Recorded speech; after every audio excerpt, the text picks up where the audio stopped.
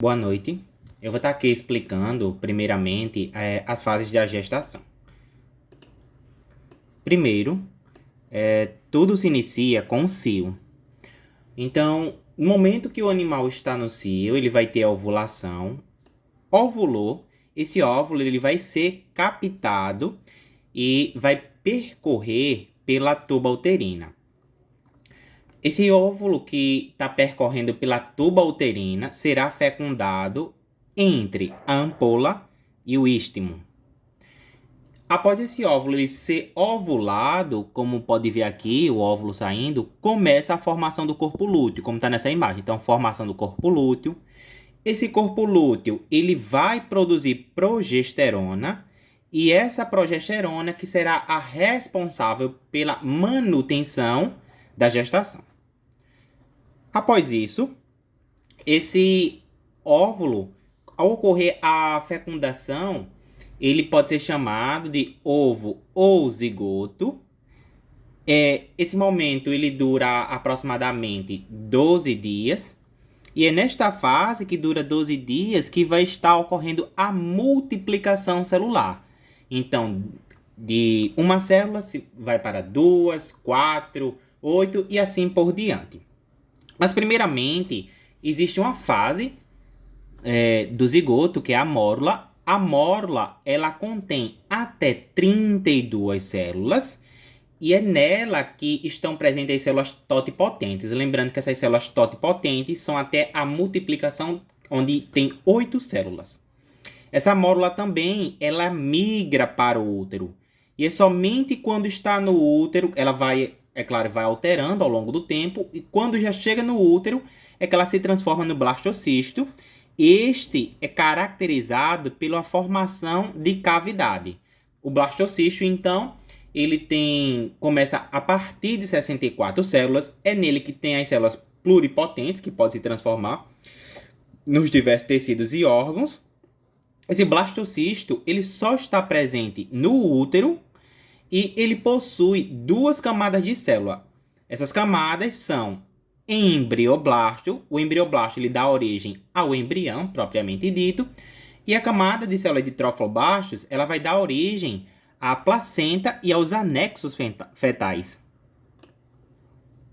Posteriormente, vai ter o embrião ou organogênese. Então, aqui uma informação sobre a égua. Ela tem apenas, ela tem vários corpos lúteos acessórios. O embrião só chega ao útero apenas se tiver formado na égua. E esse embrião, ele se move graças aos cílios que estão lá presentes e aos movimentos peristálticos da musculatura da região. Caso esse embrião ele não seja fertilizado ou seja defeituoso, vai ter a absorção desse embrião. E a absorção também desse embrião com relação a outras espécies. Com relação a outras espécies, essa absorção acontece no útero e somente na égua é que ele vai ocorrer na tuba uterina.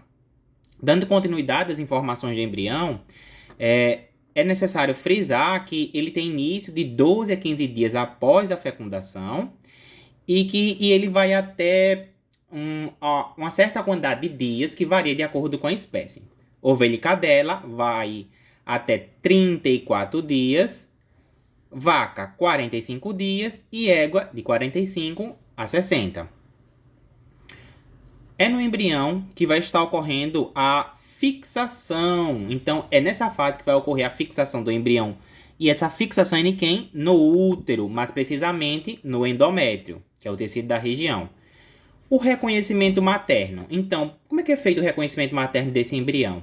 Ele varia de acordo com a espécie, mas para que seja feito o reconhecimento materno, é necessário uma sinalização, que essa sinalização é através do feto para sua mãe.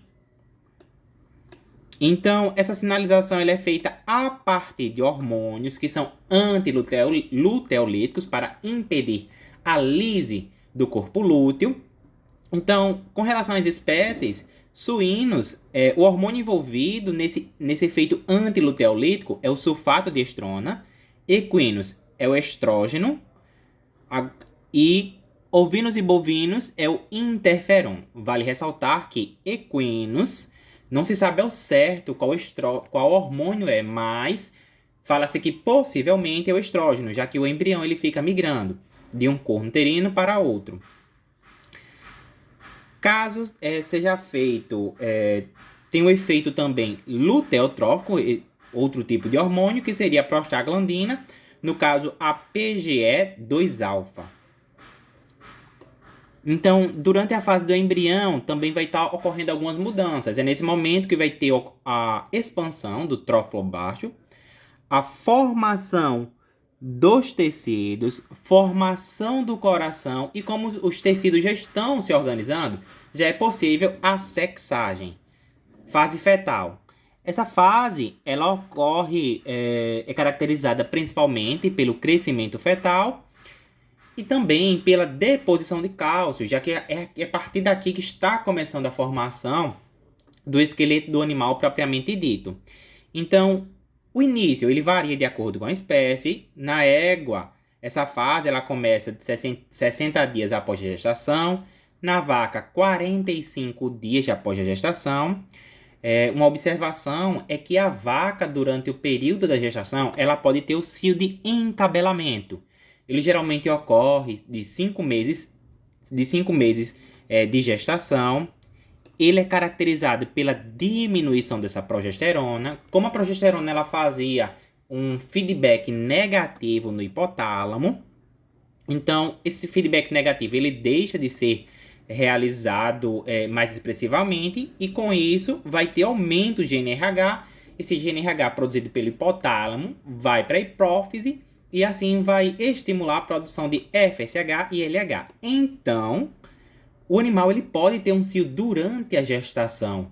E não só ter o cio durante a gestação, como ele também pode ovular durante a gestação.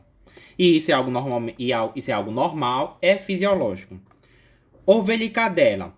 O início dessa fase fetal é com 34 dias de gestação. E outra informação é que no terço final da gestação, o feto ele tem um crescimento bastante acelerado. E para que esse crescimento ele seja acelerado, é necessário energia, que essa energia provém da mãe. Então agora vamos falar da luteólise. A luteólise nada mais é do que a lise do corpo lúteo. Essa luteólise ela começa graças à produção de prostaglandina, que é a PGF2-alfa, e será ela a responsável quando ela sai das células do endométrio e migra para a corrente sanguínea. Será quando chega no ovário, mais precisamente no corpo lúteo, será ela responsável pela lise dessas células luteolíticas. Então, aqui algumas informações da luteólise de acordo com a espécie. Primeiramente, na porca. A porca ela possui muitos corpos lúteos. É o mesmo hormônio que faz a lise desses corpos lúteos, a PGF2-alfa. Para que ocorra a lise, ele tem que ir primeiro para a circulação e depois para os ovários. Chegou nos ovários, é que ocorrerá a luteólise. Porém, essa luteólise ela pode ser impedida, como diz aqui embaixo. Ela pode ser impedida pelo hormônio sulfato de estrona, que esse sulfato de estrona ele desvia a prostaglandina, que é o hormônio anterior. Esse hormônio anterior, em vez de ir para a corrente sanguínea e posteriormente para os ovários, ele cai no útero.